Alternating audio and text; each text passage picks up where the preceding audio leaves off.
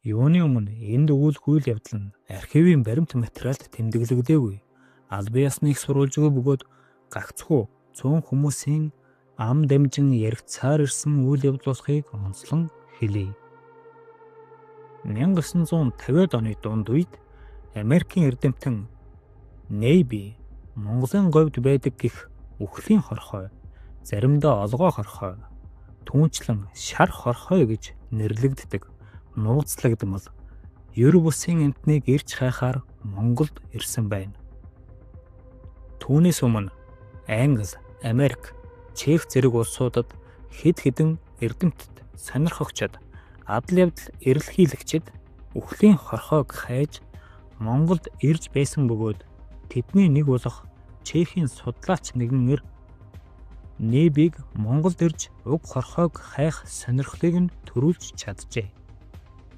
Ингээд тэр Монголд очиж судалгаа хийх хүсэлтэй олон удаа тухайн үеийн засгийн газарт тавьсан ч тэр бүртээ татгалцсаар хариу авсаар байлаа. Учир нь тэр үед Монгол улс коммунист дэглэмтэй байсан бөгөөд хөрөнгөтөн улсын иргэнийг нэвтрүүлэхээс ялангуяа Америк улсын иргэнийг судалгааны ажлаар Монгол улсад нэвтрүүлэхийг эрс эсэргүүцэж байсан байна. Басхүү тэр эрийг тагнуулч байж болзошгүй гэж хардан түүний хүсэлтийг удаа дараа хойшлуулсаар байсан биз. Гисэн хэдий ч судлаачийн уйггүйгээр дахин хүсэлт гаргасны хүчинд 1954 оны зун Монголд судалгаа хийх зөвшөөрлийг нь олгосон байна. Судлаачдын баг яг хэдүүлээ ирсэн талаар тодорхой мэдээлэл байхгүй ч лавтай 5-аас дээш хүний бүрэлдэхүүнтэй баг ирсэн болов. Учир нь тэдний экспедиц 2 машинтайгаар Баянхонгор аймаг улмаар Алтай цаадах говьд судалгаа хийхээр төлөвлөж Улаанбаатар хотоос газардсан даруйдаа хөдөлсөн байна. Алтай цаадах говь буюу Алтай өвөр говь нь Монгол Алтай нурууны өвөр тал болох урд талд аж богд, байтаг богд зэрэг өндөр уулсын өвөрт орших маш хуурай хит гандуу цөлийн бүс юм.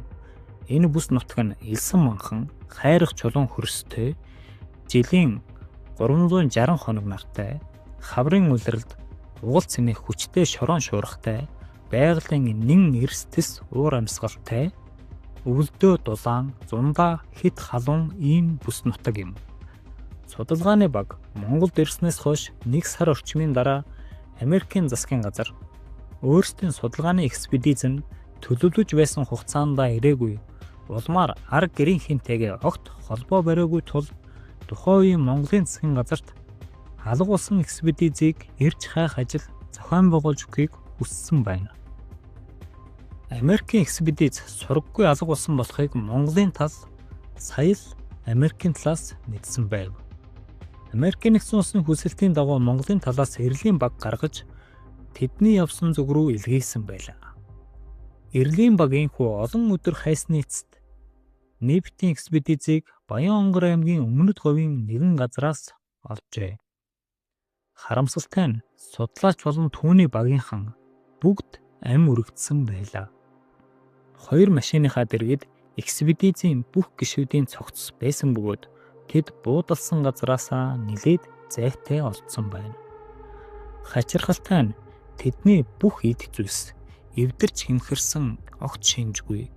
Майхан сав бусад багаж хэрэгслэн ч дээрэм тонуулд өгцөн гэх ямар ч уул мөргүй байлаа. Зуны халуун наранд цогцснууд муутсан тул шинжилгээ хийж үхлийн шалтгааныг олох боломжгүй байсан байна. Уг экспедицийн гишүүдийн үхлийн шалтгааныг өнөөг хүртэл олж чадаагүй бөгөөд нууцлагдсан хэвээр байгаа нь нэн хачирхалтай. Тэдний биед ямар нэгэн хүйтэн болон галт зэвсгийн бөгөөд хараатан амьтдын тайрсан гэх ямар ч уул мөр шарах огт байсангүй. Мөн ямар нэг халдварт өвчнөөр өвчлсөн гэх шинж тэмдэгч байсангүй.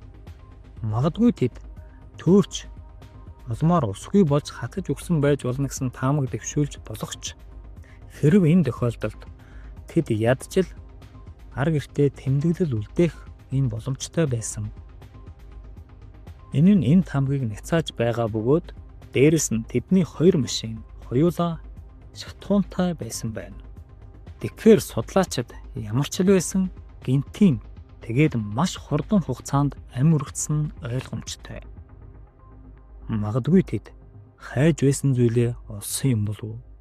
Бүр сөрөг үхлийн хорхойтой таарсан байж болох уу?